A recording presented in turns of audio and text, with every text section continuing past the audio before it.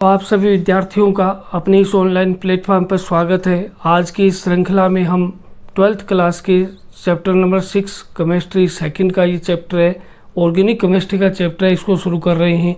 Hello alkane तथा hello arene, इस chapter को आप कंटिन्यू पढ़ सकते हैं और इसके नोट्स भी प्रिपेयर कर सकते हैं। तो आज की क्लास में हम शुरू करते हैं हैलो एल्केन तथा हैलो एरीन। सबसे पहले हम शुरू करेंगे हैलो एल्केन, यानी इस चैप्टर में हम दो पार्ट बना के चलेंगे। एक होगा हैलो एल्केन, दूसरा होगा हैलो एरीन। तो हम सबसे पहले यहाँ पर हैलो एल्केन को पढ़ रहे हैं। सबसे पहले अगर इसकी परिभाषा को देखें तो जब किसी एल्केन या किसी हाइड्रोकार्बन से एक या अधिक हाइड्रोजन परमाणुओं का प्रतिस्थापन एलोजन परमाणुओं द्वारा कर दिया जाता है तो इस प्रकार बनने वाले यौगिकों को एल्किल हैलाइड या हैलो एल्केन कहते हैं। जब किसी एल्केन के एक या अधिक हाइड्रोजन परमाणुओं का प्रतिस्थापन हैलोजन परमाणुओं द्वारा कर दिया जाता है तो इस प्रकार बने यौगिक जो हैं उनको हम एल्किल हैलाइड या हैलो एल्केन कहते हैं। हमने ये बताया कि कोई भी अपने पास एल्केन है, इसके हाइड्रोजन को हटाना है और इसकी जगह हमें यहाँ पर हैलोजन परमाणु लगाना है। तो जैसे ही हाइड्रोजन को हटा के हम हैलोजन परमाणु लगा देंगे तो ये यहाँ पर बनने वाले जो यौगिक हैं उनको हम यहाँ पर हैलो एल्केन कहते हैं। तो ये हैलो एल्केन यहाँ पर बन जाते हैं। अगर इनके संरचना सूत्र और अणु सूत्र की बात करें तो संरचना सूत्र होता है इनका RX और सामान्य जो अणु सूत्र है या आणविक सूत्र है वो हम अब बनाएंगे। तो देखो सामान्य अणु सूत्र हम कैसे बनाते हैं। जैसे ये RX जो है वो अपने को पता है कि एल्केन से बना हुआ है।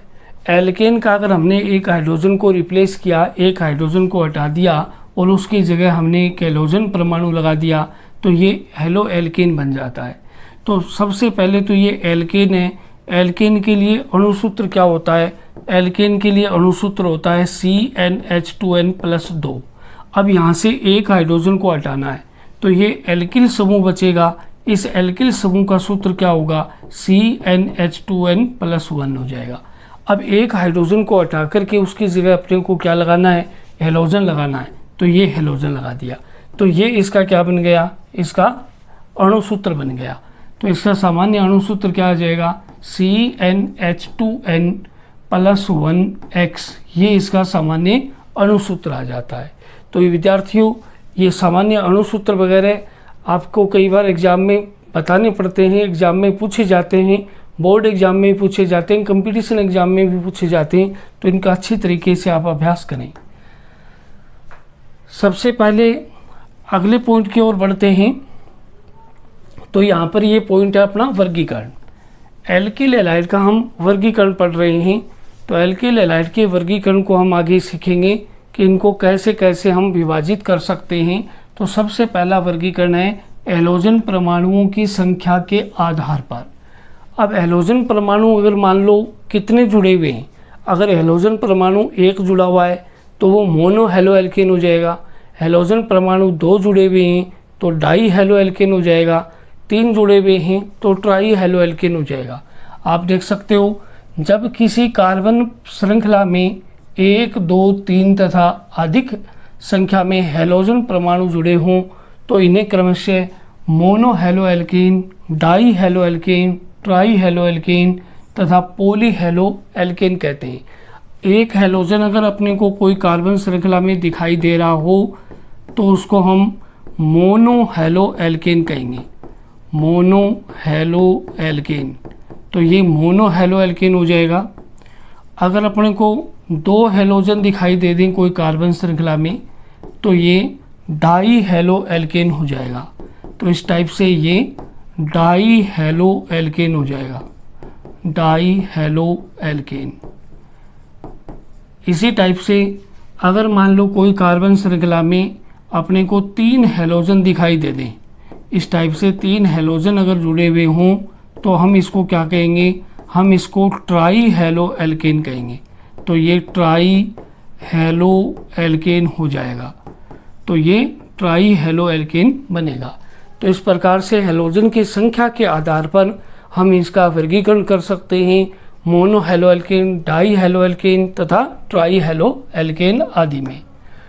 नेक्स्ट, कार्बन हैलोजन से जुड़े हुए कार्बन परमाणु के संकरण के आधार पर।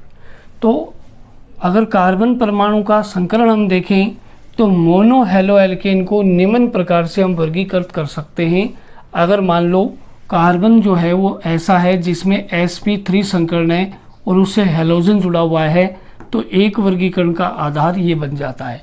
दूसरा आधार क्या बन सकता है कि जब कार्बन sp2 संकरित है और उससे हैलोजन जुड़ा हुआ है, तो ये भी एक संकरण के आधार पर प्रकार बन जाता है। तो हम मोनो हेलो एल्केन को हैलोजन से जुड़े हुए कार्बन के संकरण के आधार पर इन भागों में वर्गीकृत करेंगे। सबसे पहले, जब कार्बन sp3 संकरित हो और उससे हैलोजन जुड़ा हुआ हो, तो ऐसे यौगिकों को हम पढ़ रहे हैं जिसमें कार्बन का संकरण sp3 है। तो यहाँ सबसे पहले आप देखिए एल्किल हैलाइड। एल्किल हैलाइड क्या होते हैं? इनमें हैलोजन परमाणु एल्किल समूह से जुड़ा होता है। आप देख सकते हो कि यहाँ एल्किल समूह है ये, और इससे कोई हैलोजन जुड़ा हुआ है। इसी टाइप से ये भी इसी श्रृंखला में आएगा, इसी वर्गीकरण में ये भी आ सकता है और इसी वर्गीकरण में ये भी आ सकता है।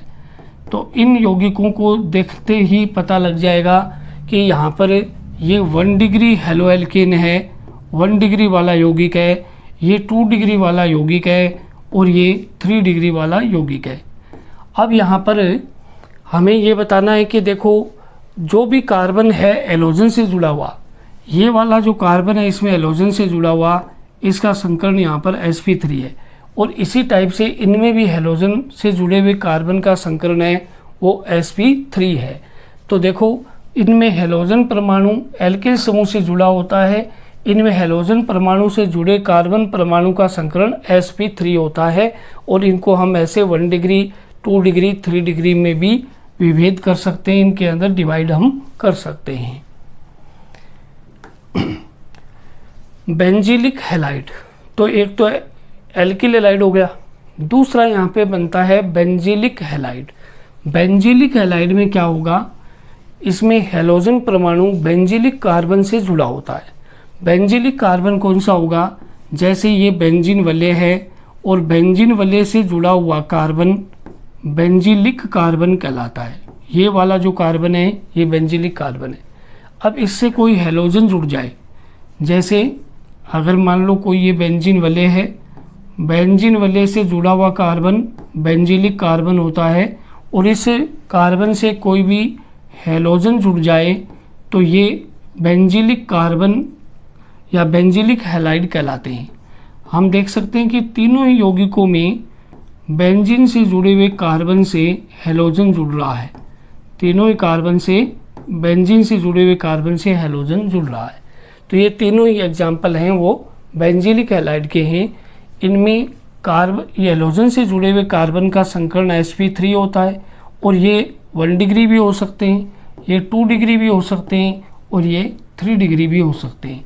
तो हम देख सकते हैं इनमें देखो, इनमें हैलोजन परमाणु बेंजीन वलय से जुड़े हुए sp2 संकरित कार्बन परमाणु। अब ये जो sp2 संकरित कार्बन परमाणु है इसको हम बेंजीलिक कार्बन बोल सकते हैं। ये वाला जो कार्बन है ये बेंजीलिक कार्बन होता है, इससे यहाँ पर हैलोजन जुड़े होते हैं। तो ये बेंजीलिक कार्बन परमाणु से हैलोजन जुड़े हुए हैं, तो इसको हम बेंजीलिक हैलाइड कहेंगे। Next, allylic halide. Allylic halide क्या होता है? जैसे डबल बंध से 2 कार्बन ऐसे जुड़े हुए हों और उससे अगले कार्बन से हैलोजन जुड़ा हुआ हो, तो यहाँ पर ये एलिलिक हैलाइड होते हैं। अब एलिलिक हैलाइड में भी 1 डिग्री हो सकता है, एलिलिक हैलाइड में 2 डिग्री भी हो सकता है। ये एलिलिक हैलाइड का 2 डिग्री हो जाएगा, और एलिलिक हैलाइड के अंदर ये 3 डिग्री भी हो जाएगा। तो एलिलिक हैलाइड के अंदर हम 3 डिग्री भी ऐसे बना देंगे। ये एलिलिक हैलाइड का 3 डिग्री वाला यौगिक हो जाएगा। तो ये 3 डिग्री है, ये 2 डिग्री है। देखो, इन यौगिकों में हैलोजन परमाणु द्विबंधित कार्बन परमाणु से जुड़ा होता है, जुड़े हुए sp3 संकरित कार्बन परमाणु एलिलिक कार्बन परमाणु से जुड़ा होता है। यानी ये जो sp3 संकरित कार्बन है जिससे हैलोजन जुड़ा हुआ है उसका संकरण यहाँ पर sp3 है। उससे ये जो sp3 वाला कार्बन परमाणु है ये डबल बंधित कार्बन परमाणु से जुड़ा हुआ है, तो ये डबल बंध के अगले कार्बन से हैलोजन जुड़ा होगा और इनमें भी 1 डिग्री 2 डिग्री 3 डिग्री हो सकता है। ये जो 1 डिग्री 2 डिग्री 3 डिग्री है ये इस कार्बन परमाणु के प्रकार के आधार पर है। यानी हैलोजन से जुड़ा हुआ कार्बन परमाणु यदि डायरेक्ट एक अन्य कार्बन से जुड़ा हुआ है तो ये 1 डिग्री हो जाएगा, और ये कार्बन जो हैलोजन से जुड़ा हुआ है वो 2 अन्य कार्बन से डायरेक्ट जुड़ रहा है तो ये 2 डिग्री हो जाएगा, और हैलोजन से जुड़ा हुआ कार्बन डायरेक्ट 3 कार्बन से जुड़ रहा है तो ये 3 डिग्री हो जाएगा।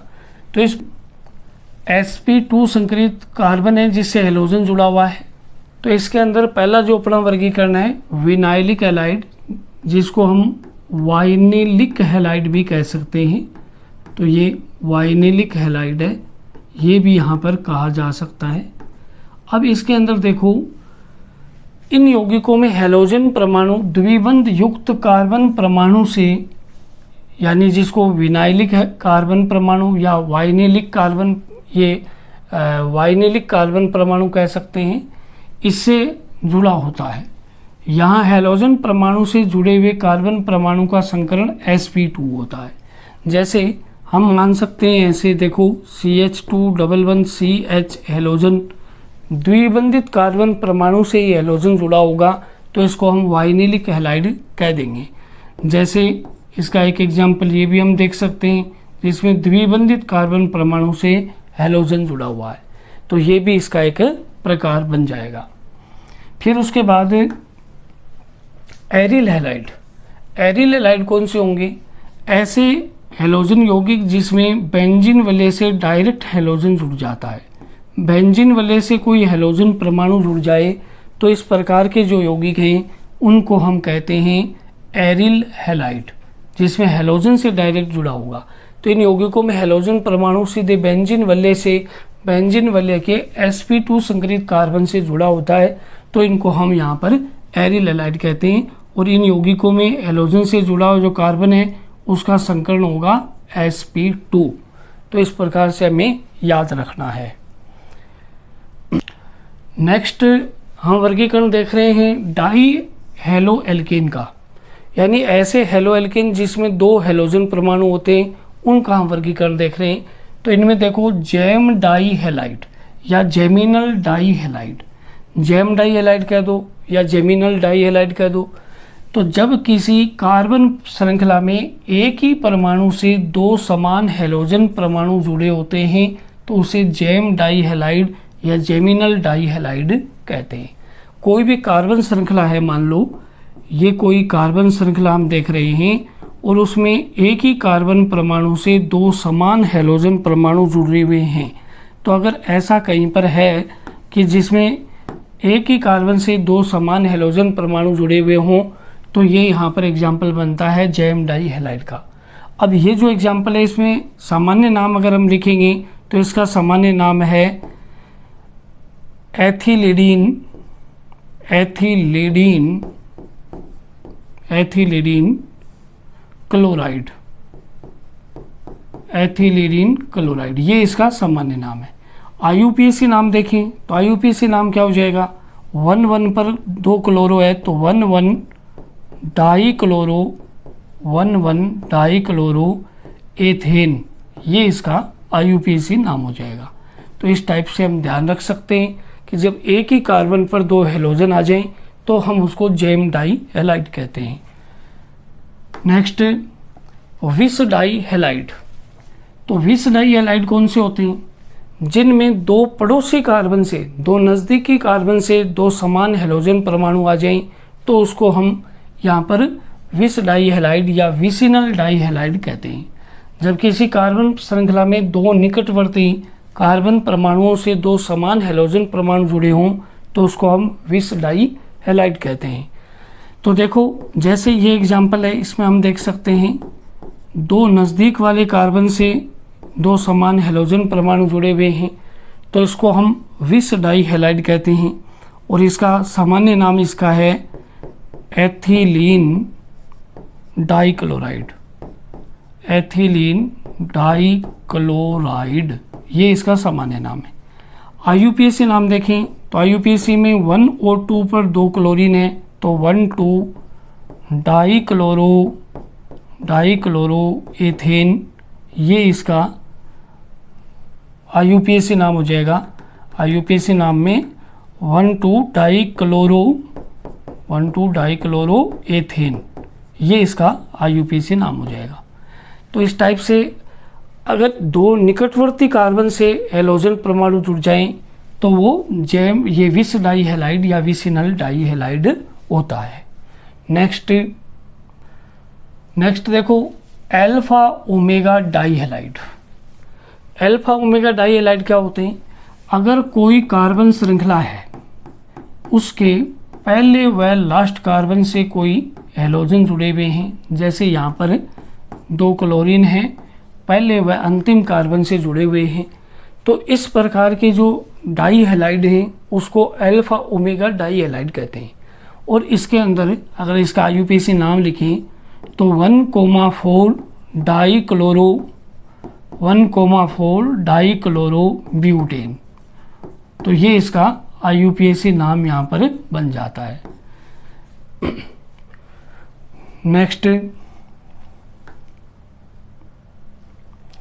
नेक्स्ट अपना पॉइंट आ रहा है नामकरण। तो नामकरण के अंदर हम इसको एक तो सामान्य नाम देते हैं, एक होता है इसका IUPAC नाम। तो सामान्य नाम क्या होगा इनका? देखो सामान्य नाम इनका, सामान्य पद्धति में इनको हम एल्किल हैलाइड कहते हैं और IUPAC पद्धति में इनको हेलो एल्केन कहा जाता है। अब देखो हेलो शब्द है वो एल्केन से पहले आ रहा है, तो हेलो इसमें पूर्व लगन है, अनुलगन नहीं है, पूर्व लगन है, और एल्केन है वो मुख्य श्रृंखला के रूप में आता है। तो इसके कुछ एग्जाम्पल से हम इनको समझने की कोशिश करते हैं कि इनके क्या क्या एग्जाम्पल हैं, कैसे हैं। तो नेक्स्ट यहाँ कुछ एग्जाम्पल लिखे हुए हैं और एग्जाम्पल में भी बोर्ड एग्जाम में आपके 3 टाइप के क्वेश्चन बन सकते हैं। एक तो आपसे सामान्य नाम दिया जाएगा और सामान्य नाम देकर के इनकी संरचना और इनके IUPAC नाम आपसे पूछे जा सकते हैं। तो एक तो तरीका ये है कि सामान्य नाम देकर के संरचना और IUPAC नाम आपसे पूछ ले। दूसरा तरीका ये है कि आपसे ऐसे कोई संरचना दे दे, संरचना बनाकर आपको दी जाएगी और इसके IUPAC नाम आपसे पूछ लिए जाएंगे। तीसरा तरीका ये हो सकता है कि आपसे कोई भी ऐसे IUPAC नाम आपको दिए जाएं और उस नाम से आपको कोई संरचना बनानी हो, तो उस तरीके से भी आपसे पूछा जा सकता है।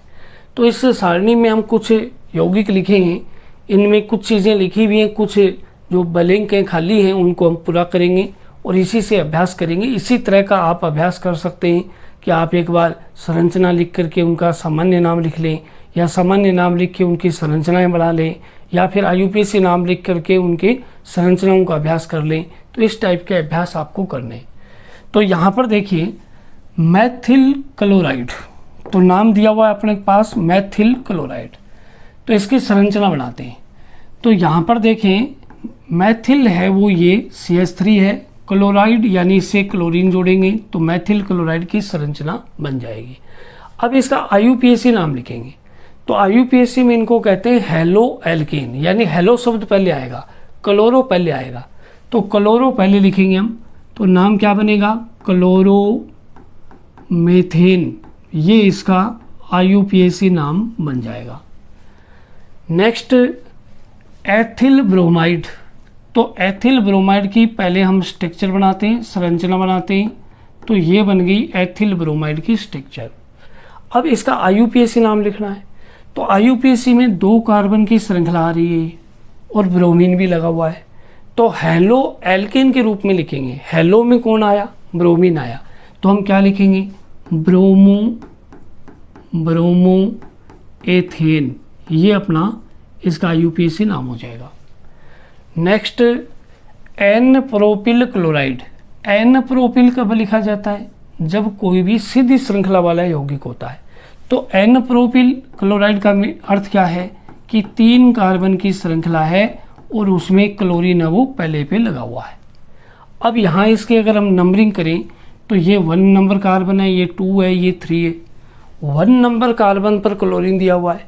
तो जब हम हेलो एल्केन के रूप में लिखेंगे तो यहाँ पर नंबरिंग साथ में प्रदर्शित करेंगे 1 क्लोरोप्रोपेन। 1 क्लोरोप्रोपेन, ये इसका IUPAC नाम बन जाएगा।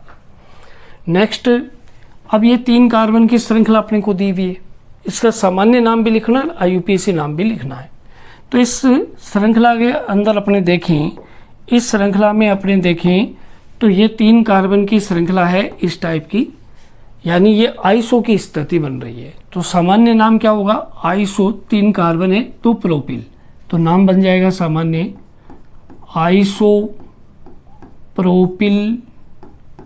Isopropyl chloride. आइसोप्रोपिल क्लोराइड ये सामान्य नाम बन जाएगा। IUPAC नाम देखेंगे तो 3 कार्बन की श्रृंखला है। 3 कार्बन की श्रृंखला में क्लोरीन है 2 नंबर कार्बन पर, तो हम क्या लिखेंगे 2 क्लोरोप्रोपेन। 2 क्लोरोप्रोपेन, ये इसका IUPAC नाम हो जाएगा। फिर उसके बाद इस श्रृंखला में देखें तो इसका सामान्य नाम लिखना है। तो सामान्य नाम में देखो कैसे लिखें, 4 कार्बन है, सीधी श्रृंखला है, तो 4 कार्बन के लिए ब्यूटिल, सीधी श्रृंखला में हेलोजन है तो N ब्यूटिल, तो इसका सामान्य नाम बनेगा N ब्यूटिल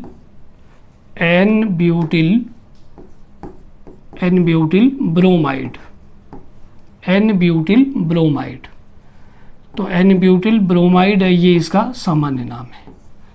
IUPAC नाम क्या बनेगा, तो यहाँ से नंबरिंग देंगे तो 1 2 3 4, 1 पर क्लोरो है, 4 कार्बन की श्रृंखला है, तो यहाँ हम लिखेंगे 1 ब्रोमो है तो 1 ब्रोमो लिख देंगे। 1 ब्रोमो ब्यूटेन, 4 कार्बन के लिए ब्यूटेन आ जाएगा, तो 1 ब्रोमो ब्यूटेन आ जाएगा। फिर उसके बाद ये वाली संरचना, इसका सामान्य नाम भी लिखना है, IUPAC नाम अपने को दिया हुआ है। तो सामान्य नाम इसका क्या हो जाएगा, ये जो यहाँ संरचना आप देख रहे हो इतनी सी, ये है आइसो। ये आइसो की स्ट्रक्चर है, टोटल कार्बन इसमें 4 हैं, तो आइसोब्यूटिल नाम हो जाएगा इसका। तो सामान्य नाम हम लिखेंगे आइसोब्यूटिल ब्रोमाइड। आइसोब्यूटिल ब्रोमाइड, ये इसका सामान्य नाम हो जाएगा। IUPAC नाम अपने पास लिखा हुआ है 1 ब्रोमो 2 मैथिल प्रोपेन। कैसे बना होगा, यहाँ से नंबरिंग कर रही हमने, तो देखो सबसे पहले हम ये ब्रोमो और ये मैथिल, इनमें अपने को देखना है कि पहले किसको लिखें। तो जो अल्फ़ाबेट ऑर्डर में पहले आता है उसको पहले लिखेंगे। तो ब्रोमो पहले आ रहा है तो 1 ब्रोमो, फिर उसके बाद 2 पर मैथिल है और प्रोपेन है। अब ये जो यौगिक है इसका हम सामान्य नाम लिखें, तो सामान्य में देखो 4 कार्बन है लेकिन 2 डिग्री कार्बन, द्वितीयक कार्बन से ब्रोमीन जुड़ा हुआ है, तो हम क्या लिखेंगे द्वितीयक, ठीक है, द्वितीयक ब्यूटिल, 4 कार्बन के लिए ब्यूटिल आएगा, तो द्वितीयक ब्यूटिल ब्रोमाइड, ये इसका सामान्य नाम हो गया। IUPAC नाम लिखा हुआ है अपने पास 2 ब्रोमो प्रोपेन। तो 2 ब्रोमो प्रोपेन कैसे बना, तो ये ऐसे बनाए 1 2 3 4, 4 कार्बन की श्रृंखला है, 2 पर ब्रोमीन जुड़ा हुआ है, तो 2 ब्रोमो, 4 कार्बन के लिए हम लिखते हैं 4 कार्बन के लिए लिखते हैं हम ब्यूटेन, तो 4 कार्बन के लिए नाम आ जाएगा अपना ब्यूटेन। तो ये नाम यहाँ पर हम सही कर देंगे, ये 2 ब्रोमो ब्यूटेन हो जाएगा। तो इसका नाम ये दोबारा लिख देते हैं, ये नाम बन जाएगा 2 ब्रोमो ब्यूटेन। तो ये इसका IUPAC नाम बन जाएगा 2 ब्रोमो ब्यूटेन। तो इस प्रकार से आपको नामकरण का अभ्यास करना है। ये सारणी आप अलग से नोट भी कर सकते हैं और इसकी प्रैक्टिस भी कर सकते हैं। कुछ और भी एग्जाम्पल हैं, उनको देखिए। अब ये कुछ एग्जाम्पल लिखे हुए हैं, इनके सामान्य नाम और IUPAC नाम अपने को लिखना है। ठीक है, तो इनके सामान्य नाम और IUPAC नाम कैसे बनेंगे, जैसे पिछले पेज पे हमने देखा वैसे ही इनके नाम हम बनाएंगे। तो इसका सामान्य नाम होता है तृतीयक ब्यूटिल ब्रोमाइड, सॉरी क्लोराइड। तो तृतीयक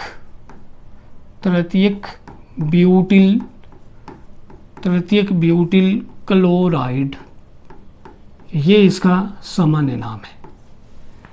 अब इसका IUPAC नाम देखें तो देखो मुख्य श्रृंखला कौन सी बनेगी। मुख्य श्रृंखला बना देते हैं 1 2 3 कार्बन की, ये मुख्य श्रृंखला है, ये अपनी मुख्य श्रृंखला बन जाती है ये वाली।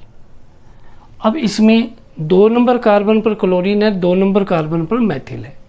तो 2 क्लोरो को हम पहले लिखेंगे, क्योंकि अल्फ़ाबेट ऑर्डर से लिखना प्रतिस्थापियों को, जो भी पूर्व लगन है उनको इंग्लिश अल्फ़ाबेट में लिखेंगे। तो यहाँ पर 2 पर कौन है, क्लोरो है, तो हम इसमें पहले लिखेंगे 2 क्लोरो। फिर उसके बाद में 2 पर ही मेथिल है, तो नाम आ जाएगा 2 मेथिल।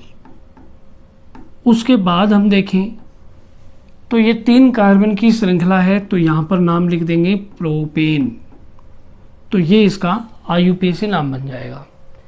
नेक्स्ट, ये जो स्ट्रक्चर है उसमें हम नियो पूर्व लगन लगाते हैं।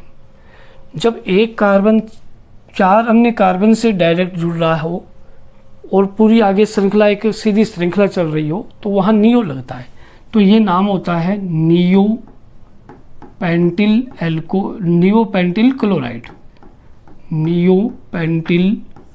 क्लोराइड, ये इसका सामान्य नाम है। IUPAC नाम क्या बनेगा, IUPAC में हम एक लंबी कार्बन श्रृंखला चयन करेंगे। तो लंबी कार्बन श्रृंखला ये हो जाएगी 1 2 3 वाली। अब इस पे देखो 1 पर क्लोरीन है, 2 पर डाईमेथाइल यानी डाईमेथिल है, तो हम पहले ये क्लोरीन वाला लिखेंगे, अंग्रेजी वर्णमाला के क्रम से चलेंगे। तो यहाँ पर सबसे पहले हम लिख देंगे ये 1 क्लोरो 2,2 डाईमेथिल। फिर उसके बाद 3 कार्बन के लिए हम लिखते हैं प्रोपेन, तो ये प्रोपेन आ जाएगा। ये इसका IUPAC नाम बन जाएगा। नेक्स्ट यहाँ पर देखें तो ये इसका सामान्य नाम है इस यौगिक का वाइनिल क्लोराइड।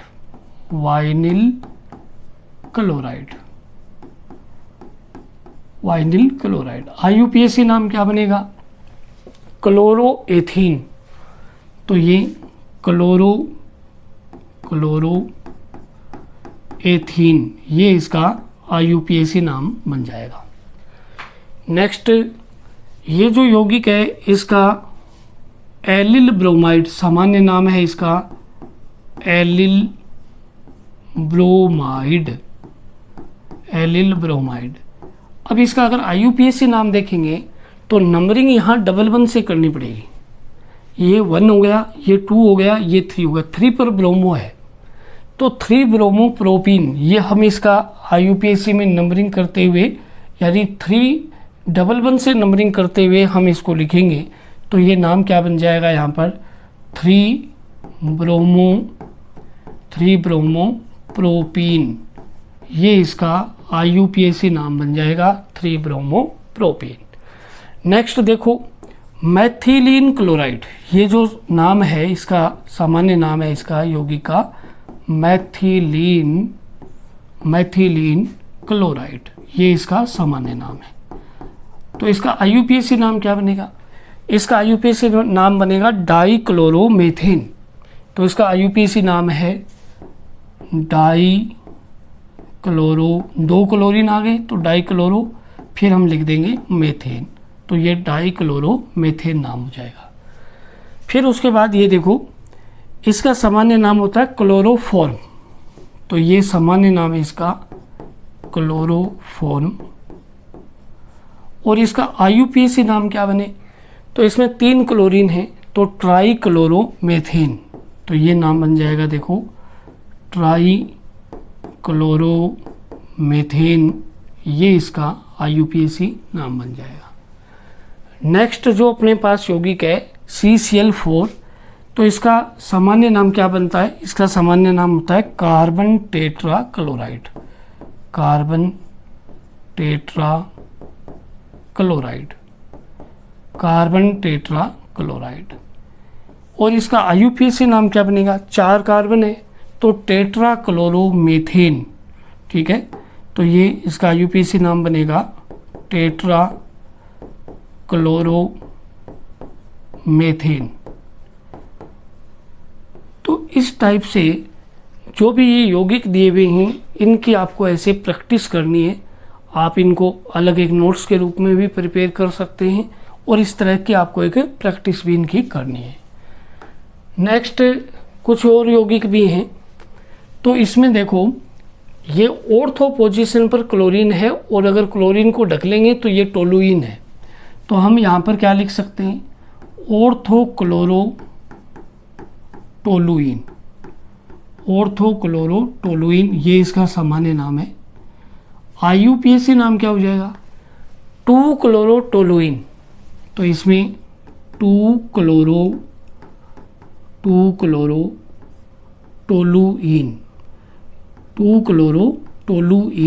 ये इसका IUPAC नाम हो जाएगा। या इसको एक नाम और भी दे सकते हैं 1 chloro 2 Maithil benzene, 1 chloro 2 Maithil benzene, ये भी हम इसको कह सकते हैं 1 क्लोरो 2 मैथिल बेंजीन, ये भी कह सकते हैं। नेक्स्ट जो यौगिक है उसका सामान्य नाम है बेंजिल क्लोराइड, इसका सामान्य नाम है बेंजिल क्लोराइड, बेंजिल क्लोराइड। तो इसका IUPAC नाम क्या होगा? IUPAC में यहाँ पर एक कार्बन की ये श्रृंखला बनेगी, क्लोरीन और ये बेंजीन वाले प्रतिस्थापी हैं। तो क्लोरोफेनिल मेथेन, ये इसका IUPAC नाम बनेगा, क्लोरोफेनिल